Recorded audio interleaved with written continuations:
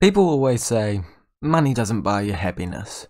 But in Manchester City's case, money doesn't buy you Champions League wins. So the only logical thing to do from here is to get rid of the man that's considered to be one of the best tactical managers of all time and bring in some ginger bloke from New Zealand who's only won the Champions League once in some fictional football simulation video game. I am also playing this on a fictional football simulation video game, but we're going to act like it's real life. Welcome to the Manchester City Road to the Champions League title. They've already been in the Champions League quite a few times.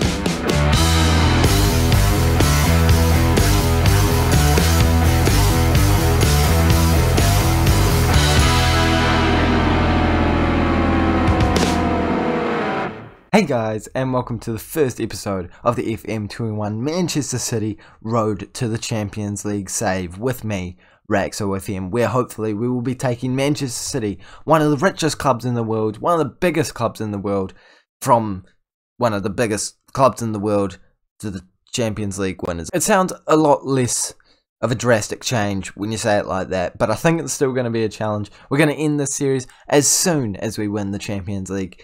Or, alternatively, if I get sacked. I'm hoping that the first one is going to be more likely, but knowing me, it's probably about 50-50. If you guys are excited for this series, make sure that you do subscribe to the Raxo FM channel. Even if you're not going to watch the series, it would be great if you could subscribe and just not watch the content, because we're trying to get to 1,000 subscribers at some point. So everyone, just click the subscribe button, as well as liking this video. Just start the series off with a bang. Can we get 20 likes for today's episode? That is the same goal that we had for the Real Madrid save, and we smashed it. Can we smash it again today? Obviously, in real life, Manchester City did lose in the Champions League final to Chelsea. I'm sorry, City fans, I know I'm bringing it up again, but it is time for them to bring in a brilliant manager, someone with experience, and that manager is me. Hopefully I can lead this side to glory. Hopefully I can win the Champions League, and you know, maybe even just one season would be nice, but I do want to kind of keep the content going, so it would be nice if I could draw this out over a couple of seasons. And we certainly have a squad to start us off very well. Just look at those players, boys and girls. They've got some quality all over the pitch. I don't even need to analyse it too bad. Obviously, I am going to analyse it a bit later. But for now, let's just appreciate the experience of players like Aguero. Aguero, yep, that's his name for this entire save. Sterling with his pace, De Bryune with his ability, and even some absolute superstars in the making. Phil Foden on the bench, Fernand Torres. I could talk about this team for ages and ages, and apparently I can mispronounce names for ages and ages. Ferran Torres. Been a great start to the pronunciation side of things. In terms of the club vision though, this team definitely wants success, and they want it straight away. But looking at the culture first, they do want us to play attacking, entertaining, and possession football.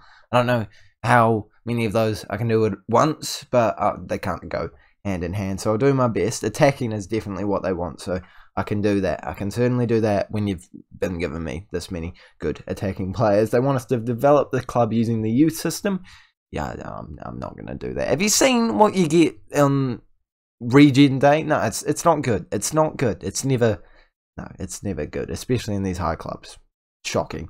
They want us to get high reputation players. I can do that. I mean, anyone that's low reputation is probably not going to be good enough for this team unless they're going to be rising up through the ranks over a couple of seasons. I'm hoping that this is just going to be short-term saves, so don't really need to be buying the 17-year-old wonder kids from Brazil in this particular save. They do want us to sign young players to develop for profit. I can do that because I love signing young players, them turning out to be terrible and then just getting rid of them and acting like that was your plan all along. They want us to maintain the club's status as the most reputable team in England. Didn't know they had that. I would still argue that they don't have that, but I'll do my best to keep that there. We're going to work within the wage budget, obviously. Who doesn't work within the wage budget? Like, who actually thinks to themselves, you know what, I'm going to go out of my way to spend more. You can't even spend that much more than, yeah, okay. It's just an easy one to pass. They want us to reach the semi-final of the Champions League. The Premier League champions challenge for it at the very least. They want us to reach the FA Cup final as a minimum, and they don't care about the Carabao Cup. I can agree with just about all of that. Obviously, I would like to change the Champions League one to reach the final at the very least for the first season, and then second season, third season, I want to be winning it. But In the Premier League one, I can respect that they only want us to challenge for it because there are some good teams within this league. We all know that, your Liverpools, your Chelseas, there's good teams in there. So they clearly want success, but they're willing to accept that I'm a new man. I've got some time, and hopefully I can win the league because, as I said before, we do not want to get sacked. Because if we get sacked, that's ultimate and immediate failure in the series. But the FA Cup, yeah, I'm not making any promises. I don't know how much I care about that. But to do all these things, they've got to have given us a big budget. Surely, £17 million. It's not terrible. You get 100% of the transfer revenue made. So you can build up that pretty quickly. But £17 million is not what I expected from a team like this. When in terms of the development centre as well, they do have some great players. Bruff actually came up as our best left winger in the team report when he gets signed. I don't understand how anyone thought he was better than Raheem Sterling. Yeah, okay, yeah, we'll go with it. We'll go with it. Raheem Sterling's still 25. How old was he when he started playing football? Was he 12 when he? I don't understand that. He's clearly been around for a lot longer than a 25-year-old, in my opinion. But now we're finally going to analyse this squad and take a look at who we think we're going to be using, who we think we're going to be getting rid of, and who we are going to starting for a tactical approach. This is probably the tactical approach that we're going to be going with. It worked for us in the Real Madrid save. It's going to work for the Manchester City save. I mean, they're very similar teams, realistically. In English football and Spanish football, exact same thing. Everyone knows that. I'm going to get absolutely grilled in the comment section below for that, aren't I? But to be fair, in Football Manager, there's probably not a whole lot of difference, especially when you're one of the best teams in the world like Real Madrid or Manchester City. And taking a look at the squad that we are given, I'd say that this is our best 11. We've got an absolute abundance of choices in every single position, apart from left back. Left back is the only one that I think that we are struggling a wee bit. Zinchenko's the only other player that can play out there, but he's not really natural in Football Manager in that position. But don't get me wrong, I think he's going to do a decent job. But even if you go to your team report, you can see that Mendy is considered to be the 5th best left back in the club. In fact, he's the worst left back in the club. He's not even the 5th. So it's a little concerning. I think that's potentially a position that we may need to highlight, as well as a backup goalkeeper, potentially. Stefan, oh, he's not bad. He's really not bad, but someone comes in for £14.5 million for the man. I'm not going to say no, especially when I need English players to qualify for, registration requirements. And yeah, that's definitely going to be an option. Although he might be considered homegrown at club because he's been around. No, he's not been around for very long. Definitely not going to be considered homegrown at club. Taking a look at the striker position though, you've got Aguero, Gabriel Jesus. You've got some good options, but still like another one up there actually. Gabriel Jesus is a great player coming through the ranks, obviously. Aguero is Aguero. If we can hold on to him, that would be pretty nice. He could definitely end the save here, unlike in real life where he has obviously moved to Barcelona. But I would still like another striker as an option, maybe a bit of Darwin Núñez. Real Madrid fans will know about that one. On the right hand side, we've got plenty of options, but another one wouldn't go amiss. The left hand side looks a wee bit stronger with Kevin De Bruyne being able to play out there a wee bit more naturally. Raheem Sterling out there as well.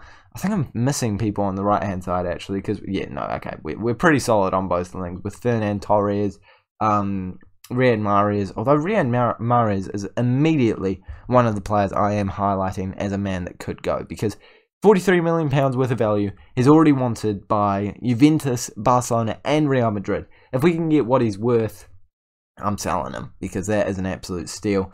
Phil Foden's obviously going to make a lot of appearances all throughout these positions, but I think this attacking 3 line is not going to be crucial to improve upon, but if someone comes up, I'm not going to say no to it. The central midfield spot, I think, is a wee bit of a concern, though. Not a concern, but it's a bit of a concern, because we do have an aging Fernandinho in that midfield spot, being one of our best players. Bernardo Silva is obviously more of a winger in my opinion. De Bruyne is more of a cam, so we're just left with Fernandinho, Rodri, Gundogan, Foden and Zinchenko. So another one in there would definitely be good, especially when Zinchenko is probably going to be more of a left back, Foden's more of a cam. There's a bunch of different positions that these players can play, so another central midfielder I think is pretty high up on my list. So if we're actually going over our shopping list, a left back would be nice. I didn't even go over centre backs, but I think we are okay for centre backs. Eric Garcia has got to go though. he does not want to talk about the negotiation, and that does make me very emotional because he was good in our Real Madrid side.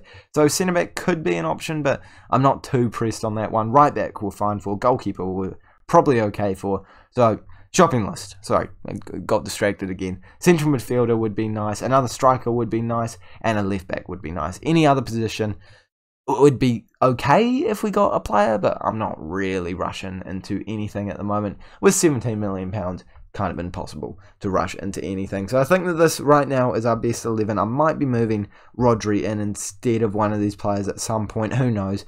I'll have to make some tactical tweaks over the pre-season, which is starting very soon, obviously, with our games against Forest Green, the mighty Forest Green, then Olympiacos and Atletico Pamplona?